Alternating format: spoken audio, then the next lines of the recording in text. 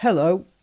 Well, I woke up to the news this morning that farmers will be forced to sell land at a lower value under Labour's new plans for getting at the farmers. Government has been warned that the latest proposals are a step too far amid a deepening rift with rural communities. I just wonder what the rural communities are going to be able to do about this. I don't see what.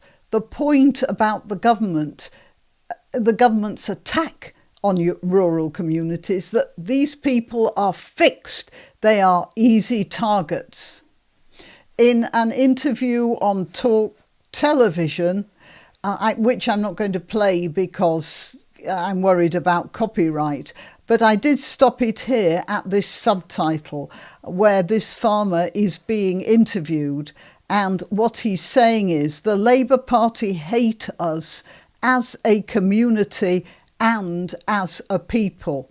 Yet they do hate people like this, because people like this are independent and not employed by the government.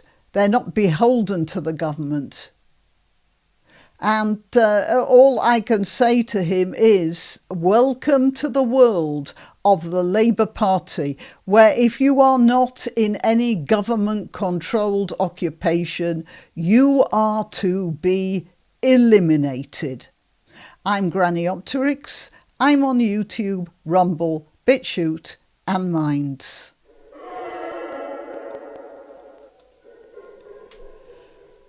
As well as the problems of independence that Labour sees as a slap in their face, I just want to take you on a little diversion to talk about a Russian KGB agent who defected to Britain in 1985.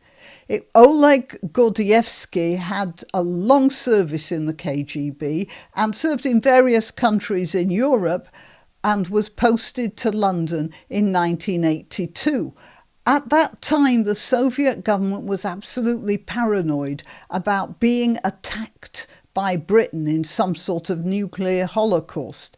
And one of Gordievsky's jobs was to keep an eye on the families of the upper echelons of British society, generals, government ministers, and lords and MPs and that sort of thing.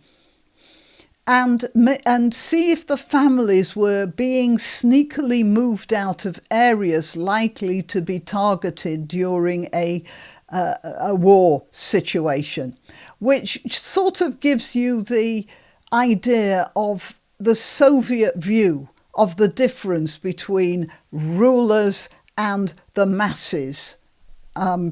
So that's how they thought of things. Now, they were so completely wrong. The British aristocracy, the landowning classes, in general, has a very long tradition of putting their children, their sons particularly, in harm's way in defence of their country. But there's another, not only sons. If any of you know about the Fannies, that's the FANYS, just a minute, I've forgotten, it's the nursing yeomanry, but I've forgotten the exact name. Just a minute, I'm going to look it up. That's it. It was the first aid nursing yeomanry. Now, these were women who were not exactly part of the army and were sort of part of the army, but their job originally, it was thought that if you in the First World War, in trench warfare, if there was somebody in no man's land where the ground was a mess and they needed some medical attention and bringing back, then a person on a horse, a single person on a horse, will be more likely to be able to get to these people and administer first aid. And it was women. the point about it was that they were women who owned their own horses. They went to war with their horses. And obviously, these are people from the landed gentry. So it's not just the sons of the landowners who were put in harm's way, but the daughters volunteered to go in harm's way as well. They owned land and they had something to defend. We have a new urban aristocracy now, and I just want to play this from Ursula von der Leyen. I didn't catch something here.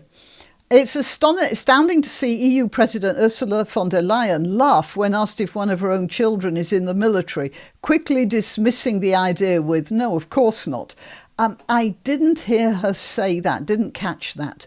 But I want you to listen to this anyway, because it is quite revealing for all that. Und es wäre ein Auslandseinsatz notwendig, dann würden sie mitgehen müssen. Und ich würde genauso zittern und bangen wie jede andere Mutter. Ist jemand bei der Bundeswehr von Ihren Kindern? Nein. I didn't catch her saying, of course not, but I did see the smile and hear the laughter from the audience. And I think, well, that was enough to tell me she's not ashamed that she doesn't have any of her children in the army. She has several children, I believe. And the audience, there's no shocked silence from the audience as well. They just laugh at the very thought that somebody like her should be sending her child to face guns. And that is very typical of this urban elite, which has a grip on our government, and it's the wrong people. Now, back to the UK, even small farmers on family businesses, now I'm not talking about huge landowners, but small farmers, these are family business, and you pass things on from generation to generation. You can't learn farming from a book. You know, there's certain stuff that's theory, but there's so much that comes from just being there and getting your hands dirty. I started riding seriously only about 20 years ago. Until then we were travelling around the world with academics. There was absolutely no chance of me having anything to do with horses. And of course I had children as well, and I was worried about being injured when my children were small. So I put that on one side. And about 20 years ago, I started taking up riding seriously again and owning horses and that sort of thing. 20 years ago, I'm still learning. You know, there are some things after a while you just take for granted. You just know them. You don't learn them from books. And you can't just take farmers off the land and then expect to get replacements if the experiment doesn't work out. And the Soviet Union, again, is a very good example of what happens when you destroy a farming community. Now, I just want to... here we are. Get on to this. In our case, I don't expect famine if all the farmers are destroyed, but of course the cost of living will rocket as we import more food. And that reminds me of a Victorian painting. I don't remember who did it. It shows a landowner at a desk, obviously the rent desk. You know, he's expecting rent from the tenant farmers. And there's a farm worker or a farmer there, and he's holding a turnip. And the point is he's showing the turnip. That's all he had to eat. At that time, turnip was food only for animals, I might tell you. But I digress. Farming subsidies halted in the latest Labour attack on rural life. The sustainable incentive has been paused without warning, leaving some farmers with gaps in their budgets. You see, it's not just that they've stopped the subsidies. There's an argument for that. It's the speed at which they're doing this. It's like an ambush. There's no time to prepare. When you're dealing with a farm, you're planning months ahead. months and months, because there's growing seasons. You have to buy seed now for planting next April, not this coming one, next one.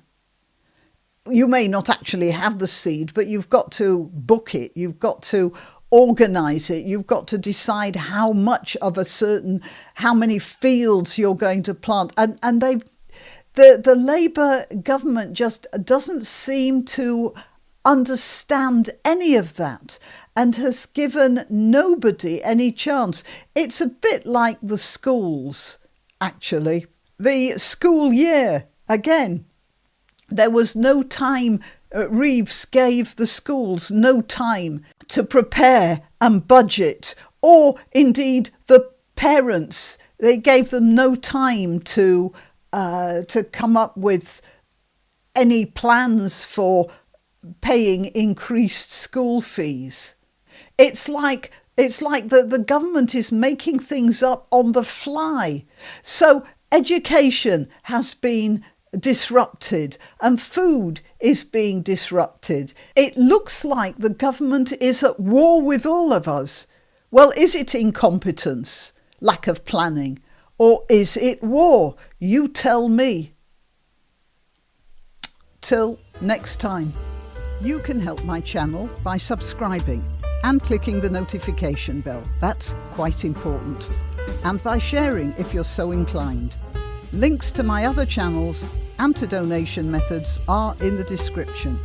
But the best way you can help is simply by clicking like and notify.